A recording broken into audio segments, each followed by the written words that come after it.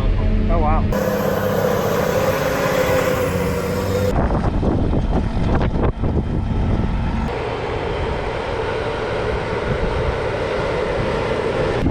Hey guys, out here on the farm today. Today we're cutting silage, round 2 for this year. Didn't get a video the first time, but here's our corn silage pit. Already opened it a little bit up to feed some bulls for this year. And my uncle's over here pushing forage sorghum. So we got our cutters out today and they're cutting for us and hauling for us, but we're pushing our own silage. So that's what we typically have done for quite a few years now. When I was a little kid, we actually used to harvest this all ourselves, and I remember my grandpa used to run a crawler, and Dad would run our little chopper, and John would run one truck, and it was kind of a week to 2 week long affair, it seemed like. And now we can usually get it done in just a day or 2, maybe 3 if things don't go quite right. So anyway, we're gonna see what kind of shots we can get today. So hope you enjoy it.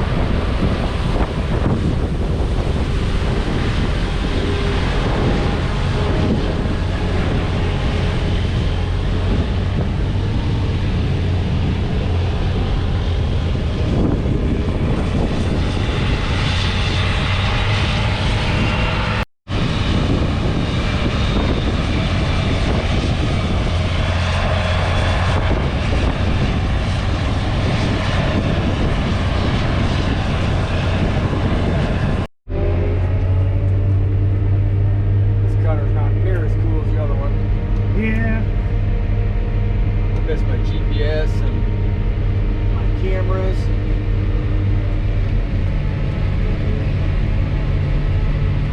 little more old school this way.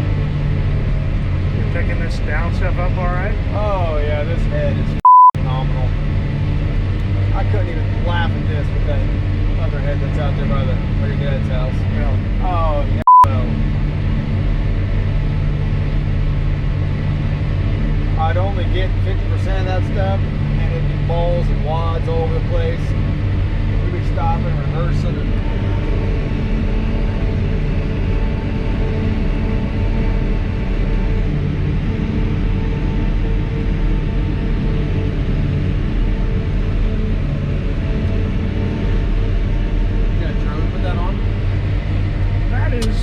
and something I'd like to get, but you know, that's about $1,000, so the one that's worthwhile anyway. I'd like to, but keep finding other stupid stuff to spend money on. Yeah. Or something breaks. Well, that happened too. Spent a couple $1,000 on a pickup that I drive 4,000 miles every 18 months. Yeah. So.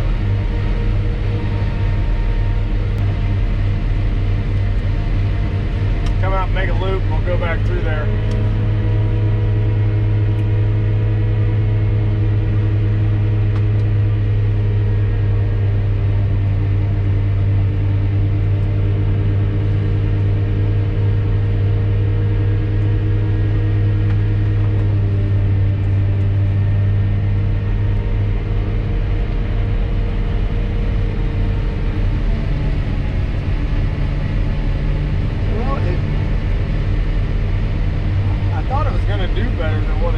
Coming out at, so interesting.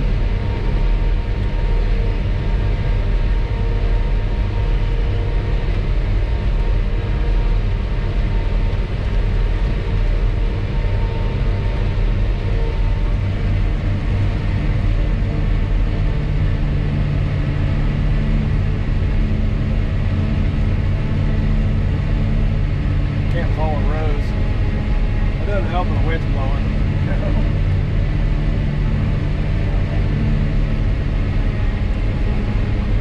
Instead of the 970, you turn the corner and hit the auto button and sit back.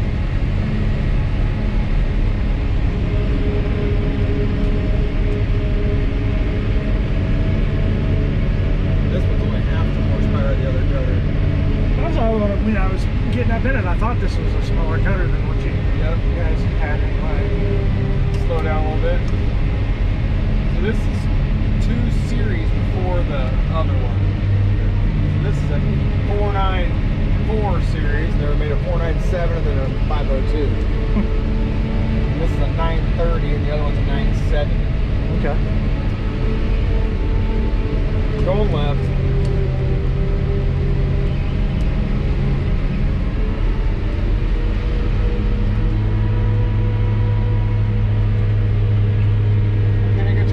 Yet. No, this section still too wet. Really? That's it. That's what the 6 rows would take 21. Oh, but this one, I don't know. This was planted. I don't remember. Pretty late. The bull, it was well in the middle of the chain. Get the bulls weaned and on feed. Yep. Are they right along the road right there? Yeah, they're in that first feedlot south of the house. Yep. The Herefords out there too? Yeah, they bought some Hereford cows last year, and they're gonna try to get back into the Hereford business, sell a few Hereford bulls this year. That goes well. So it's kind of the heritage of the farm, so I guess it makes a little bit of sense. Nobody can ask why we got a Hereford bull on some of the doors and stuff in anymore. That's true. Well, I see your logo. You're selling Angus, but you got a Hereford.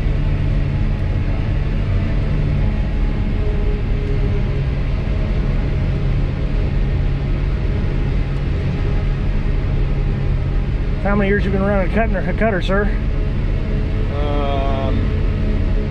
I've been cutting silage my whole life. Grew up with my dad and a field queen, just like the one sitting in your shed, sitting on the floor, head banging against the glass. I was born, let's see, that was probably late 70s. And I started running my own chopper in 2000. And so I've been running a cutter for 22 years. Yep, that's quite a while. We sure appreciate you coming down and doing this, but you've slowed down a little bit though, right? Oh yeah, compared to how we used to run with 3 machines and 12 trucks and help in Texas, and this is like hobby now. Yeah. Stay close to home, sleep in my own bed. This is great, especially with a header like this too. It almost sounds like you're gonna bogging down the machine too much here. Oh, I was. I was getting cocky. Yeah, this truck driver's kind of new, and his camera's not quite working right. Yeah, I was talking to him there, and I noticed there's something on the dash that was all fuzzy. So, yeah. What's his camera do, or supposed to do, I guess? Well, it should look just like this. Oh. He should look up, so there's a camera right there above the mirror. Okay. And he should just look at his little TV screen, like just that exact picture, and it'll show you exactly what's going on. Up there, so he knows how full he is, He knows how full he is. Okay. A good guy I can put my spout right there and not even pay attention. Okay. So if you've got autopilot going and you got a good truck driver, I mean, 7 minutes, you can just kind of turn the ends and hang on. Okay. That's cool. Always wondered how you... Now, there's a spout cam, but in this machine it doesn't work because it's a wireless. Uh-oh. And I get too much interference. But in the other machine, there's an 8-inch screen and it's wired and it's full color and it's phenomenal. Oh wow. So like right now I could look up at it and I could see down inside the trailer, or when the truck's behind me, I could just follow with my spout. Okay. Well, that's nifty.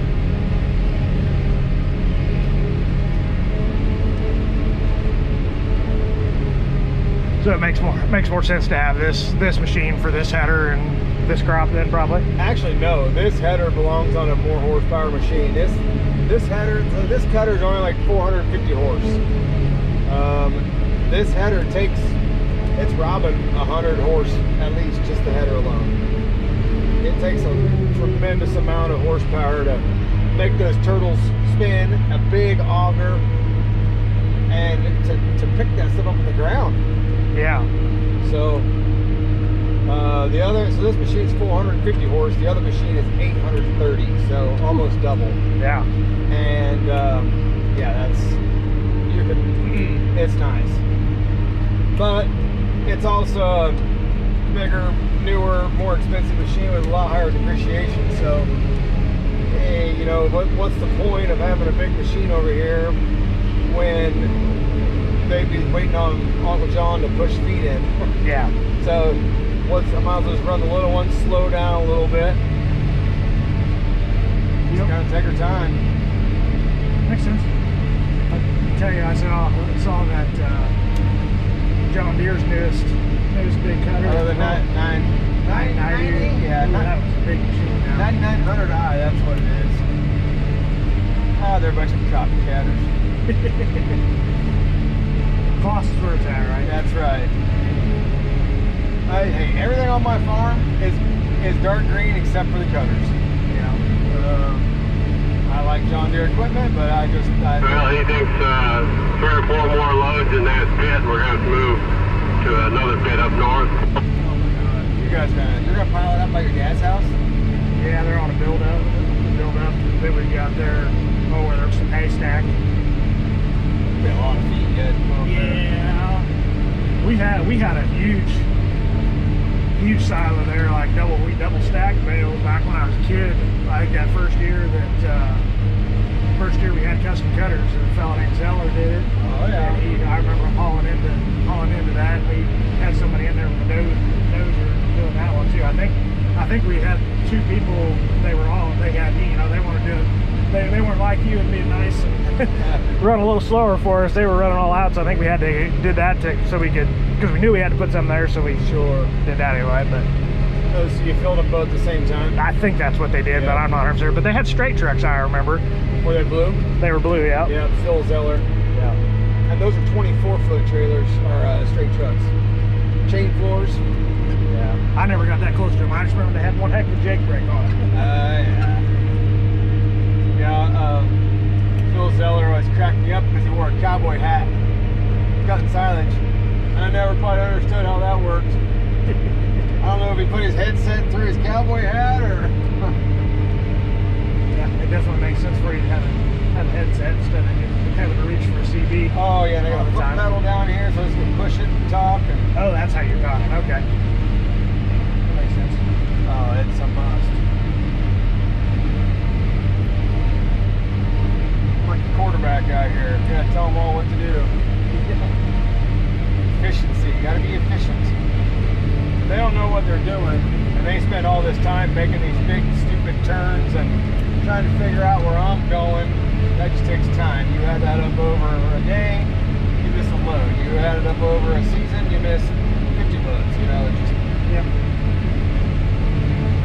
You know, one thing I would, in some ways, something I wish I would have done when I got out of college was go on some sort of custom cutting crew. I think I would have learned a lot. You know, it would have been tough, but I think I would have learned a lot. That's what I did. My dad said you need to go do something else. So I graduated high school on a Sunday and left Tuesday morning and went on a wheat harvest crew from Texas clear to South Dakota, and then I came back and started K-State. So I did it 2 summers in a row, and I learned more in those 2 summers than I ever thought about learning at K-State, that's for sure. Yeah. Now, granted, it's what I do, but it's, I loved it. It was so cool. Slept in campers, and, you know, I was a silage guy. I never did wheat harvest before. It's kind of boring, really, but, oh yeah, chasing scale girls in Wellington, Kansas, and all the good stuff. Sweetie Wheaties. Yeah. And then, yeah, I did that 2 summers in a row. Started K-State, get a check for 10 grand in your bank account. Like, oh man, That's a lot of beer now. Well, my motorcycle, and I mean, all kinds of stuff. Now I missed out on that summer, you know, and the friends were home partying, having a good time, and at the time it sucked, but I wouldn't trade it for the world now. You know?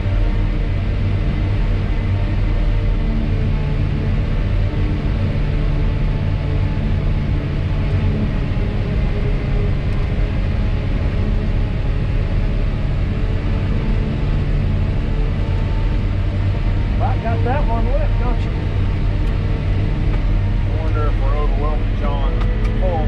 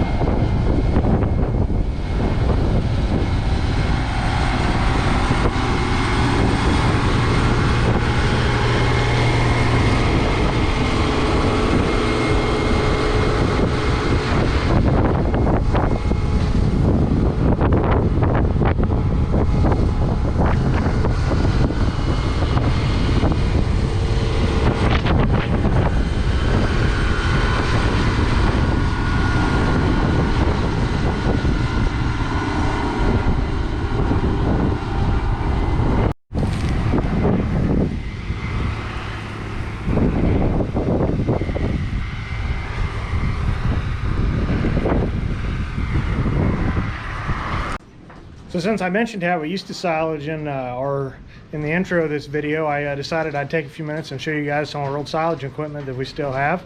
And of course we can use this for other stuff too, but here's our old Case 450 crawler dozer. We haven't used it for anything in quite a long time. It's gas powered, unless I'm mistaken. Pretty sure that is. Might have to ask Dad to double check. It's been so long since I've heard it run, but I'm pretty sure that's what it is. And it would probably fire up with a little bit of work. But I think for the most part, everything on it's still in pretty decent shape. It wasn't used heavily, from what I understand.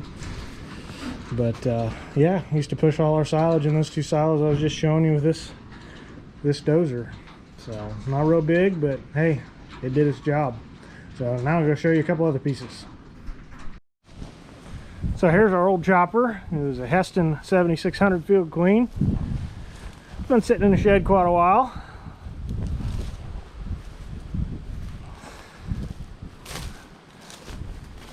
Had a neighbor that was interested in purchasing it.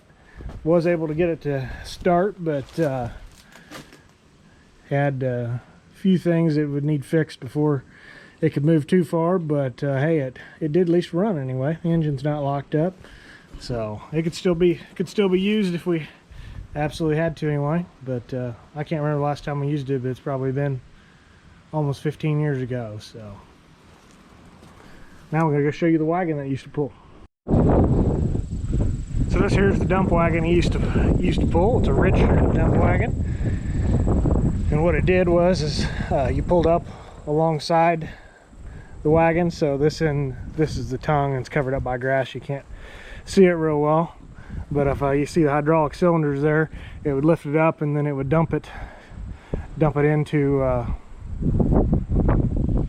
the truck we had. And they've used plenty of different trucks over the years. The last one I remember using, we still use today, or 87 that we used to haul grain with. So you guys have seen it in some videos, and in fact I took a load of corn to the elevator in it today. So anyway, that was just a little bit of history lesson on how we used to do our silo. If I can find some pictures, I might include them in here. So I had my mom dig out an old album that we had that I'd seen, and it had been quite some time. So it's always fun to look through some old pictures from time to time. And here's some that she took. And the first picture up top, there's Dad's in the cutter. Uncle John's in the 87 grain truck there with some high sides on it. And then you probably won't see it, but it's got a different back on it. And we still have all that today. There's a full load there on that dump wagon that's getting ready to be dumped. And then Mom's taking those pictures, and that's actually me there observing what's going on.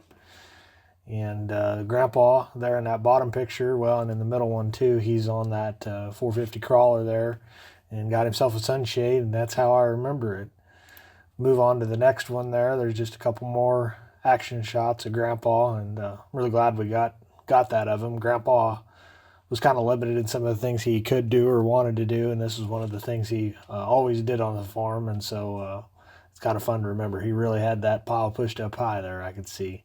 Something interesting you might catch there on this top picture and this one, because we had to get so close to the dump wagon, they took the mirror off the passenger side just to make sure that we didn't take the mirror off the truck. And then I also had that little sticker thing up off the grill guard to kind of help gauge where the front of the truck was. And here's some action shots of dumping. That was kind of a sight to see, as I recall. And again, just really glad that Mom captured these moments for us. Kind of hard to tell what exactly year that was, but I think it was in the 90s, if I remember, or late 90s, if I remember right. And I wasn't very old in those pictures, as you can tell. Hope you guys enjoyed me sharing this with you, and thank you very much. Hey guys, just wanted to do a quick little wrap up on the silage pushing video here. Beside me here's a second silo, or well, I guess really third silo that we makeshifted here. We had lots of feed this year from our forage sorghum. It did well, and so we chopped it and needed another place to put it. So just thought I'd kind of show you a finished pile here. I'll kind of smooth it off and round off so the rain will run off of it, and it'll ferment for a while, probably about at least a month before it would be ready to be fed, and it may not even be started to be being fed that quickly. But I do want to give a big shout out to Brian Hagedorn and JT Matzion and his crew for coming out and chopping our silage again. So they always do a good job for us, and appreciate their help. I do want to say that video inside the chopper that I took was probably not the best video. There's a lot of sun glare on the glass, but hope you enjoyed that nevertheless. And well, we'll see you on the next one. Please like, comment, and subscribe. Thanks. Bye-bye.